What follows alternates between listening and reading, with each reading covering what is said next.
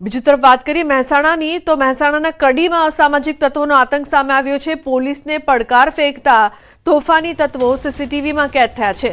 કડીમાં અસામાજિક તત્વોનો ખુલ્લેઆમ આતંક જોવા મળ્યો છે। ઘાતક હથિયારો સાથે ત્રાટકેલા ઈસમોએ તોડફોડ મચાવી લોખંડની પાઇપ અને હથિયારો વડે વાહનોના કાચ ફોડી મચાવ્યો કહેર। હુમલા અને તોડફોડના દ્રશ્યો સીસીટીવીમાં કેદ થયા છે। આખરે હુમલો શા કારણે કરવામાં આવ્યો તે હજુ સ્પષ્ટ થઈ શક્યું નથી। સીસીટીવીમાં સાફ જોઈ શકાય છે કે કેટલાક શખ્સો કારમાંથી ઉતરે છે જેમના મોં પર રૂમાલ બાંધેલો છે અને હાથમાં લાકડી અને પાઇપો છે। કેતન જોડાય છે વધુ માહિતી આપવા માટે। કેતન, શું છે સમગ્ર ઘટના, શું વધુ વિગતો છે આ મામલે?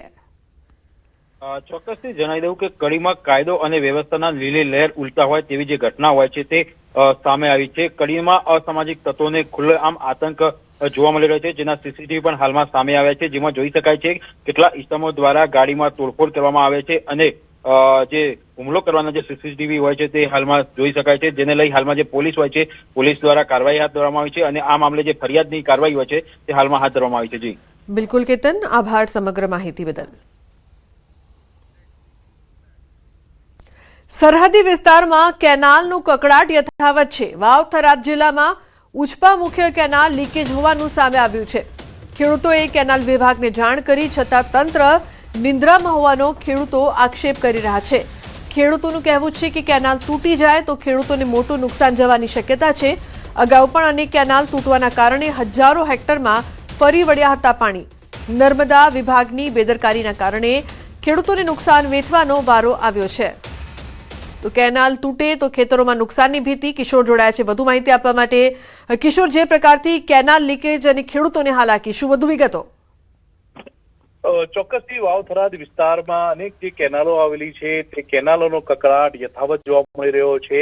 આ ઉચપાના મુખ્ય કેનાલ લીકેજ હોવાનું અત્યારે સામે આવી રહ્યું છે। ખેડૂતોએ કેનાલ વિભાગને પણ જાણ કરી છે, નર્મદા વિભાગને પણ જાણ કરી છે કે તાત્કાલિક આનું રિપેરિંગ કરવામાં આવે અને જો રિપેરિંગ કરવામાં નહીં આવે તો આ જે કેનાલ તૂટી શકે છે અને કેનાલ તૂટવાના લીધે ખેડૂતોનો જે ઉભો પાક છે તેમાં પાણી ફરી શકે છે અને ખેડૂતોને મુશ્કેલીનો સામનો કરવો પડી શકે છે। હવે જોવાનું એ રહેશે કે આ કેનાલને રિપેરિંગ કરવામાં આવે છે કે પછી કેનાલમાં ગાબડું પડે છે। જી બિલકુલ, આભાર સમગ્ર માહિતી બદલ। ગુજરાત વિધાનસભાની વિવિધ સમિતિની ચૂંટણીની જાહેરાત। 4 મુખ્ય સમિતિ માટે સભ્ય પસંદગી પ્રક્રિયા હાથ ધરાશે। 17 માર્ચ સુધી ઉમેદવારી કરી શકાશે। 18 માર્ચે ઉમેદવારી પત્રની ચકાસણી। 23 માર્ચે ફોર્મ પરત ખેંચવાની છેલ્લી તારીખ। જરૂર જણાશે તો મતદાન પ્રક્રિયા થઈ શકે છે। દરેક સમિતિમાં 15 સભ્યોની નિમણૂક થશે। વિધાનસભા દ્વારા સત્તાવાર નોટિફિકેશન જાહેર કરાયું છે। જે સમિતિઓની ચૂંટણીની જાહેરાત થઈ છે તેમાં જાહેર હિસાબ સમિતિ, અંદાજ સમિતિ, જાહેર સાહસો માટેની સમિતિ, પંચાયતી રાજ સમિતિનો સમાવેશ થાય છે।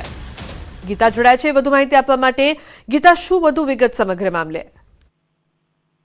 ગુજરાત વિધાનસભા માં વિવિધ સમિતિઓની રચના થતી હોય છે અને એ વિવિધ સમિતિઓના જે સભ્ય છે કે ચેરમેન છે કે હોદ્દેદારો છે તેની નિયત સમય માટે પસંદગી થતી હોય છે। અત્યાર સુધી જે સમિતિઓ ચાલી રહી હતી તે હવે વિખેરાશે અને નવી સમિતિઓ નવા હોદ્દેદારો બનશે અને એના માટેનું જ એક સત્તાવાર નોટિફિકેશન વિધાનસભા દ્વારા જાહેર કરવામાં આવ્યું છે। એટલે કે ગુજરાત વિધાનસભાની વિવિધ સમિતિની ચૂંટણીની હવે જાહેરાત કરવામાં આવી છે અને 4 મુખ્ય સમિતિ માટે હવે સભ્ય પસંદગી પ્રક્રિયા શરૂ થશે। 17 માર્ચ સુધી ઉમેદવારી પત્ર ભરી શકાશે। 8 માર્ચના રોજ ઉમેદવાર પત્રોની ચકાસણી થશે। 23 માર્ચના રોજ ફોર્મ પરત ખેંચવાની છેલ્લી તારીખ છે અને જરૂર જણાશે તો મતદાન। જી બિલકુલ, આભાર સમગ્ર માહિતી બદલ। સમાચારમાં આગળ વાત કરીશું 4 પગનો આતંક।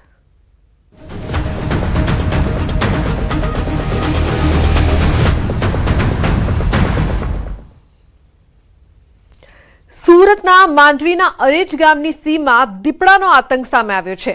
કિમ માંડવી રોડ પર વહેલી સવારે દીપડાએ 2 લોકો પર હુમલો કર્યો। હુમલામાં 2 મહિલાને ઈજા પહોંચી છે। બંને ઈજાગ્રસ્તોને સારવાર માટે હોસ્પિટલ ખસેડવામાં આવ્યા છે। આ ઘટનાથી સ્થાનિકોમાં ભયનો માહોલ છે અને દીપડાના આતંકથી ગ્રામજનોમાં ભારે ચિંતા વ્યાપી છે।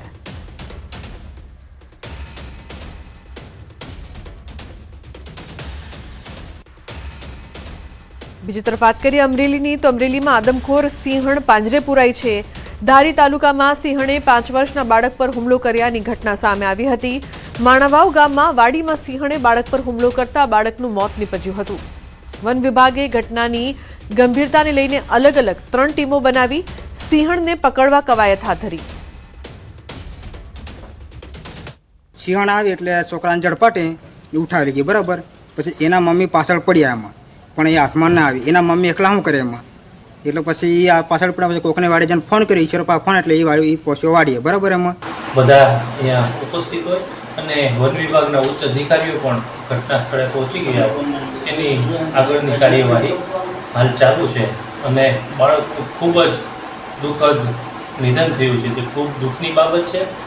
ભગવાન એમના દિવ્ય આત્માને શાંતિ આપે. તો અમરેલીના પીપાવાવ પોર્ટ ફોરવે હાઈવે ઉપર સિંહને વન વિભાગ દ્વારા સુરક્ષિત રીતે ક્રોસ કરાવ્યો. રાજુલા રેન્જ ફોરેસ્ટ ગાર્ડ દ્વારા પીપાવાવ હાઈવે પર વાહનો રોકાવીને સિંહને સુરક્ષિત રોડ ક્રોસ કરાવડાવ્યો હતો.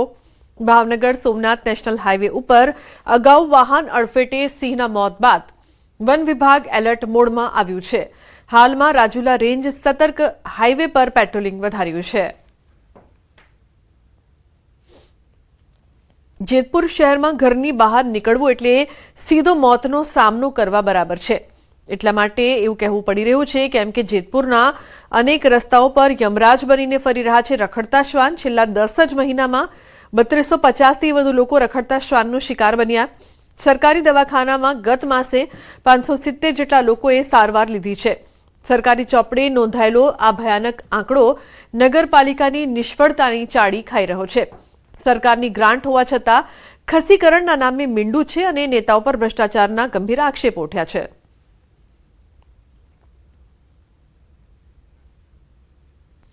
મક્કમ અને મૃદુ સ્વભાવના મુખ્યમંત્રી ભૂપેન્દ્ર પટેલ તેમની સાદગી માટે જાણીતા છે. દિલ્હીથી પરત ફરતી વખતે સીએમ ફરી એક વખતે સામાન્ય નાગરિકની જેમ એરપોર્ટ પર લોકો સાથે મુલાકાત કરતા જોવા મળ્યા. આ સમયે નાયબ મુખ્યમંત્રી હર્ષ સંઘવી પણ હતા. તેમણે પણ સામાન્ય નાગરિકોની જેમ લોકો સાથે સંવાદ કર્યો. તેમણે કોઈ પણ જાતના પ્રોટોકોલ વગર લોકોની વચ્ચે બેસીને સહજતાથી સંવાદ કર્યો અને લોકો સાથે આત્મીયતા કેળવીને તેમની વાતો સાંભળી. એટલું જ નહીં, કાગળમાંથી બનાવેલી કૃતિઓ અંગે રસપૂર્વક માહિતી મેળવી. સામાન્ય નાગરિકો સાથેનો તેમનો આ મૈત્રીપૂર્ણ વ્યવહાર ઉડીને આંખે વળગ્યો હતો.